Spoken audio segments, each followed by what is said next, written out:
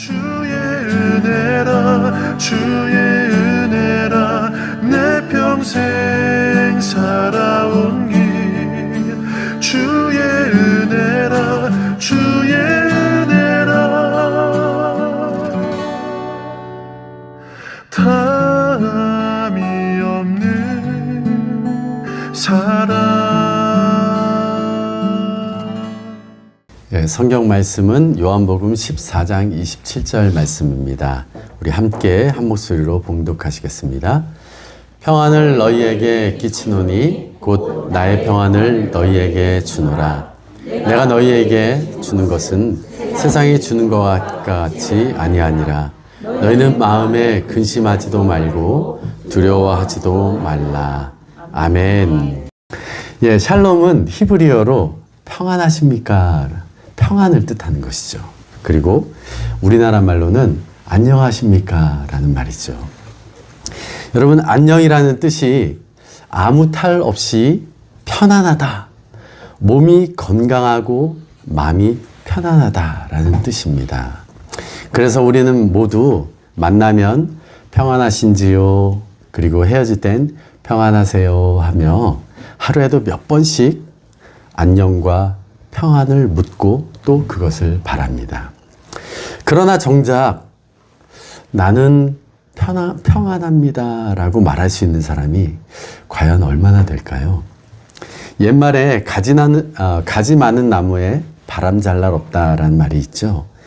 이 사람을 보면 이 걱정이 있고 저 사람을 보면 저 걱정이 있고 이 일을 보면 이런 압박이 있고 저 일을 보면 저런 부담이 있고 사람들은 이런 모든 스트레스를 피하기 위해서 때때로 고요한 곳을 찾고 날마다 평화를 원하지만 곳곳에 갈등은 여전하고 경찰들과 법원은 여전히 분주하고 세상은 쉴 틈 없이 돌아가고 있습니다. 어느 날 판사가 젊은 나이에 많은 전과를 가진 피고인에게 이렇게 말합니다. 자네 이게 도대체 어떻게 된 건가? 그 나이에 전과 30범이 말이 되나? 세상을 범죄로만 살아갈 생각인가? 그랬더니 이 피고인이 이렇게 얘기를 합니다. 판사님도 결국 범죄가 있어야 존재하는 것 아닙니까? 이처럼 우리는 평안을 묻고 빌고 원하지만 평안을 잃어버린 세상 속에서 끊임없이 걱정과 근심 속에 살고 있습니다. 여러분, 영면이란 단어 아시잖아요. 이 영면이란 단어가 길게 자다, 길게 쉬다. 지나가셔도 빨리. 영면이란 단어가 길게 자다, 길게 쉬다라는 의미의 말입니다.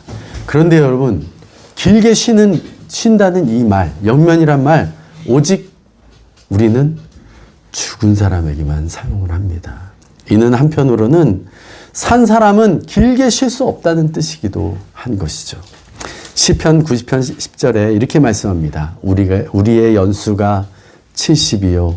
강건하면 80이라도 그 연수의 자랑은 수고와 슬픔뿐이요. 지나온 세월을 돌아보면 평안했던 시간보다 수고하고 슬픔 가운데 있을 때가 더 많았던 것 같습니다. 오늘 본문의 제자들도 근심하고 두려워하기 시작했습니다. 왜냐하면 예수님이 내가 곧 떠날 것이다 라고 말씀하셨기 때문이죠. 제자들에게 예수님은 단순한 스승이 아니었습니다. 여기저기서 이적과 권세를 행하시는 믿고 붙드는 모든 것의 중심이 되신 분이었죠. 예수님이 계셔야 자신들의 꿈꾸고 기대하던 일, 그 일을 이룰 수 있는 한마디로 예수님은 그들에게 있어서 없어서는 안 될 존재였던 것이죠. 그런데 그 믿는 바가 떠나신다고 하니 당황스럽고 걱정되고 두려웠던 것이죠. 그런 제자들에게 예수님께서는 평안을 너희에게 끼치노니. 여러분, 끼친다라는 말이 요즘에는 어감이 좀 좋지 않습니다. 왜냐하면 끼친다는 말이 폐를 끼쳐서 죄송합니다, 걱정을 끼쳐서 죄송합니다 라고 할 때처럼 주로 부정적 이미지로 쓰이기 때문이죠. 자, 그러나 원뜻은요, 이 끼친다라는 말은 남겨둔다라는 뜻입니다. 그래서 폐를 끼쳐 죄송합니다 라는 말은 폐를 남겨두어서 죄송하다는 말입니다. 오늘 본문에서 평안을 끼치노니, 이 말은 평안을 너희에게 남겨두겠으니 곧 나의 평안을 너희에게 주노라 라고 생각하면 더 쉽습니다. 자, 그런데 여러분, 여기에 주목해야 될 점이 있습니다. 뭐냐면 예수님께서 너희들의 평안을 빌겠다라고 말씀하지 않으셨어요. 대신 내가 너희를 평안하게 하겠다라는 의미로 말씀하셨어요. 여러분, 생각해 보십시오. 어떤 물건을 주겠다, 내가 사랑을 주겠다라는 말은 들어봤어도 평안을 주겠다라는 말은 사실 들어본 적이 없어요. 곰곰이 생각해 보면 이 세상에 평안을 줄 수 있는 사람은 없습니다. 우리에게 평안을 주실 수 있는 분은 오직 하나님 한 분. 그럼에도 예수님께서 너희에게 평안을 주겠다라고 말씀하신 것은 하나님과 동등한 권세로 예수님께서도 평안을 주실 수 있는 권세가 있는 분이라는 것을 말씀하고 계신 것이죠. 그리고 그 예수님께서 하늘의 평안을 주시겠다는 거예요. 그러시면서 내가 너희에게 주는 것은 세상이 주는 것 같지 아니하니라. 예수님 자신이 주시는 평안과 세상이 주는 평안을 구분하고 계신 거예요. 여러분, 세상의 평안이 어떻길래 세상의 평안과 예수님께서 주시는 평안이 다르다라고 말씀하고 계실 거예요. 여러분, 세상이 말하는 평안은 어떻습니까? 돈 때문에 걱정하고 불안한 사람은 돈을 많이 가지면 평안할 거라 생각합니다. 여러분, 과연 그럴까요? 몇 년 전에 어떤 집사님이 동업하다가 깨졌어요. 그래서 돈도 못 받고 쫓겨났습니다. 자, 이후로 오랫동안 생활비도 없이 힘들게 지내다가 어렵게 개업을 했습니다. 그리고 개업할 때 저에게 이렇게 얘기합니다. 그냥 망하지만 않고 월세 내고 생활비만 벌면 좋겠습니다. 제가 얼마 후에 또 찾아갔어요. 그런데 그분이 이렇게 말씀하시네요. 목사님, 일 매출이 1,000불이 됐어요. 하나님께 어떻게 감사해야 될지 모르겠어요. 자, 그래서 저는 속으로 이제 걱정 없이 평안하시겠구나 라고 생각을 했습니다. 자, 그런데 얼마 후에 그 집사님 저에게 이렇게 말씀하시는 겁니다. 목사님, 일 매출이요 3,000이 넘어요. 그런데 벌려놓은 일이 있어서요, 앞으로 5,000을 벌지 못하면 큰일이에요. 1,000불일 때는 감사가 넘쳤는데 3,000불이 되자 걱정이 많아진 거예요. 여러분, 물질이 잠시 우리를 평안하게 하는 것 같아 보이지만 진정한 평안을 가져다 주지는 않는 것 같습니다. 혹은 이렇게 생각합니다. 내가 높은 자리에 오르면 많은 사람들이 나를 인정해주고 알아주면 나는 평안할 수 있을 것이다 라고 생각합니다. 과연 그럴까요?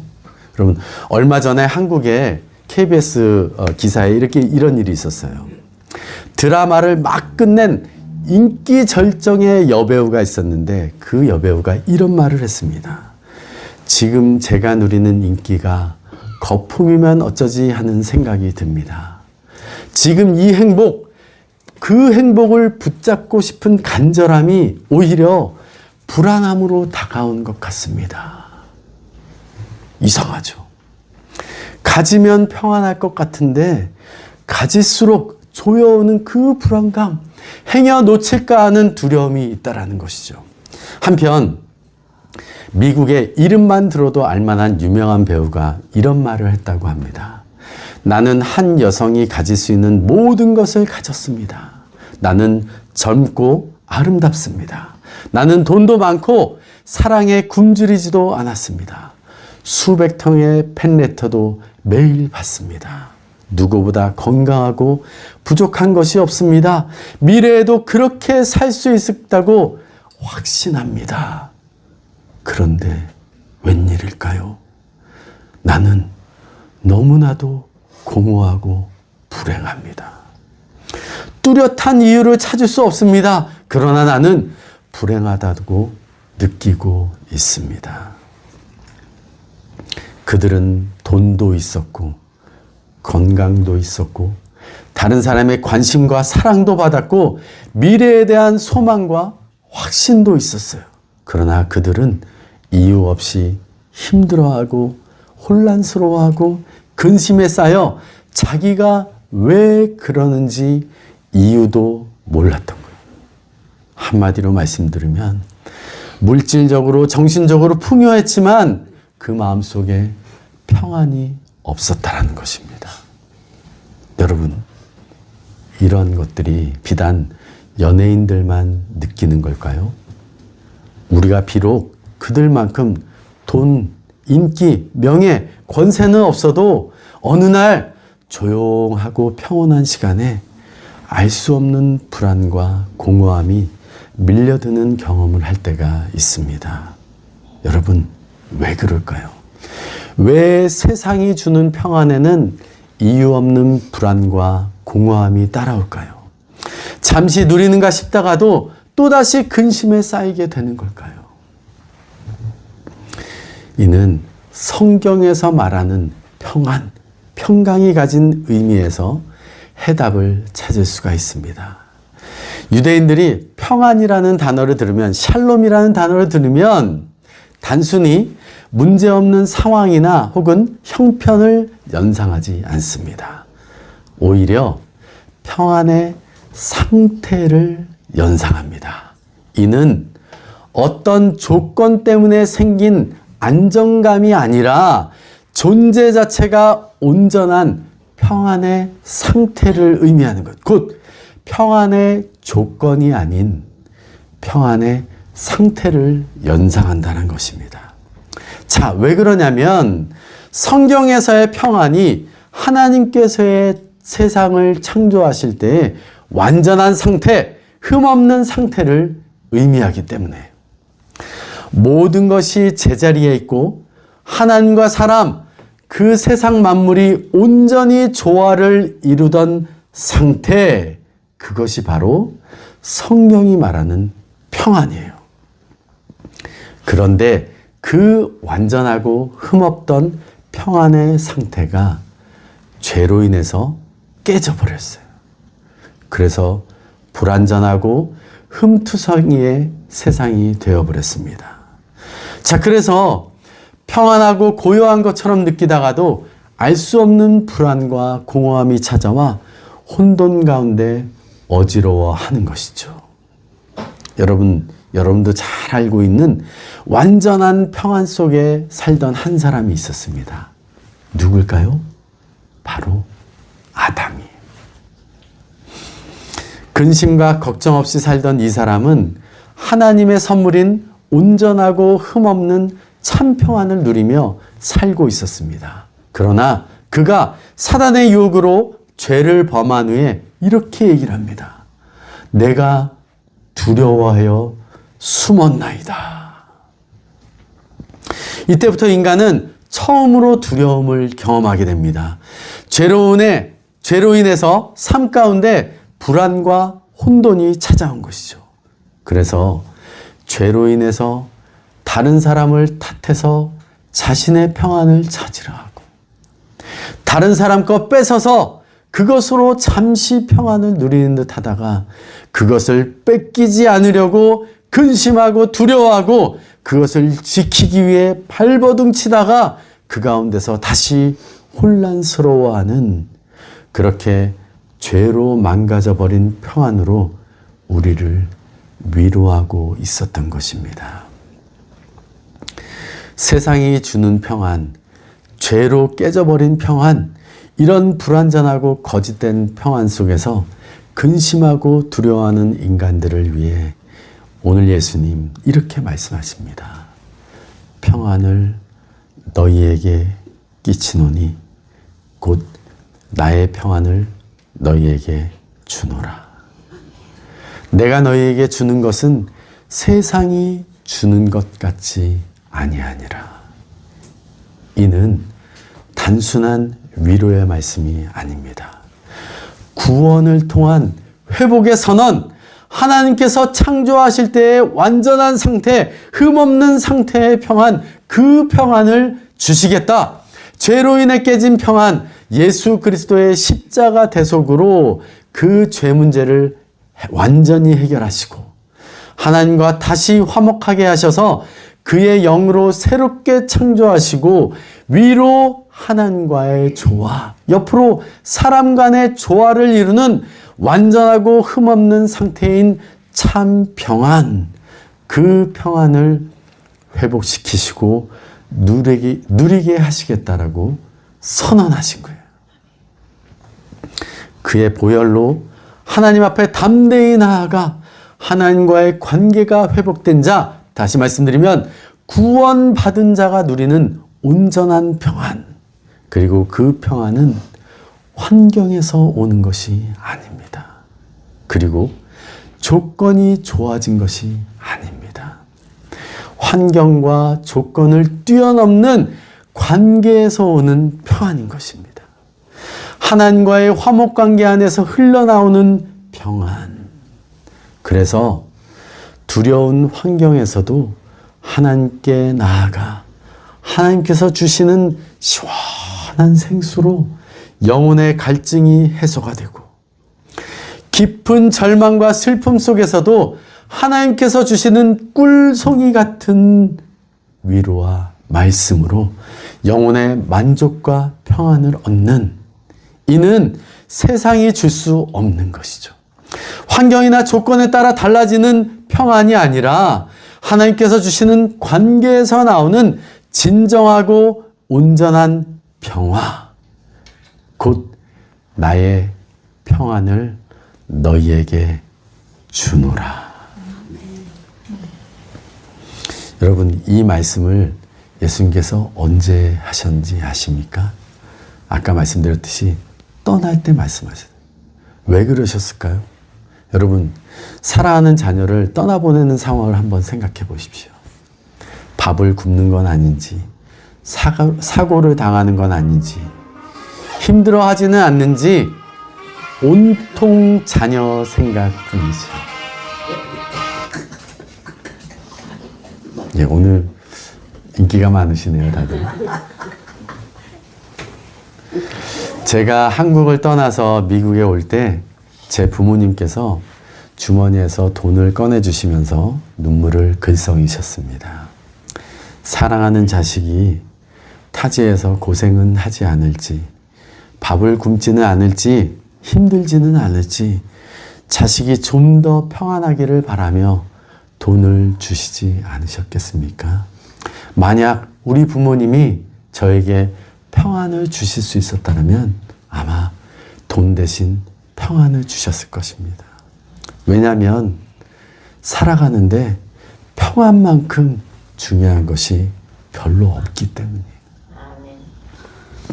오늘 예수님도 떠나갈 자신이 아닌 남겨진 사람들을 위해 줄 수 있는 가장 좋은 것이 무엇인지, 그리고 가장 필요한 것이 무엇인지를 아시고 제자들에게 평안을 주십니다. 우리만 걱정하고 계시는 예수님, 이 말씀을 떠나는 길에 하셨다라고 말씀드렸잖아요. 그런데 어디로 떠나는지 알고 계십니까? 바로 고난과 십자가의 길 앞에서 이 말씀을 하십니다.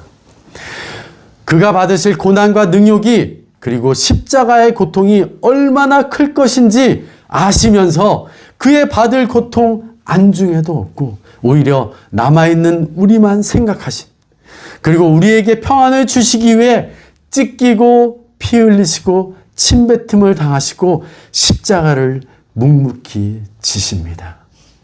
왜냐하면 우리의 죄 때문에 그가 찔림으로, 그가 상함으로, 그가 징계를 받음으로 우리가 평화를 누릴 것을 아셨기 때문입니다. 죄로 인해 깨진 세상에서 불안하고 혼돈 가운데 사는 우리를 위해서 가장 필요하고 가장 중요한 것, 바로 하나님 안에서의 평안을 회복하신 줄로 믿습니다. 사랑하는 성도 여러분, 평안하십니까? 예수님께서는 십자가를 통해 우리에게 평안을 주셨습니다. 혹 우리 가운데 아직 이 평안을 소유하지 못했다면 우리의 죄짐 예수님 십자가 앞에 다 내려놓고 주께서 주시는 구원과 평안의 선물을 받으시길 축원합니다. 또 우리 가운데 근심과 걱정이 끊이지 않고 불안과 혼돈 속에 아파하시는 분이 있다면 우리 주님의 음성에 귀를 기울여 보시기 바랍니다. 그리고 선하신 우리 주님이 주시는 평안의 선물을 누리시는 저와 여러분 되시기를 주의 이름으로 간절히 축원합니다. 평안을 너희에게 끼치노니 곧 나의 평안을 너희에게 주노라. 내가 너희에게 주는 것은 세상이 주는 것 같이 아니하니라. 너희는 마음에 근심도 말고 두려워하지도 말라. 다 같이 함께 기도하겠습니다. 이 시간 함께 기도하실 때 우리 모두 주 앞에 나아가 우리의 죄 문제, 삶 속의 근심과 걱정 모두 주 앞에 다 내려놓고 주의 보혈을 의지하여 나아가며 삶 속에서 하나님 주시는 평안을 누리게 해달라고 다 같이 함께 기도하도록 하겠습니다. 기도하겠습니다.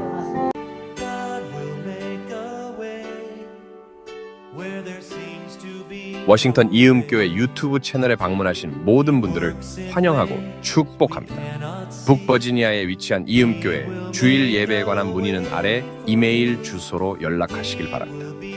주 안에서 승리하시고 은혜가 넘치시는 한 주간 되시길 기도드립니다.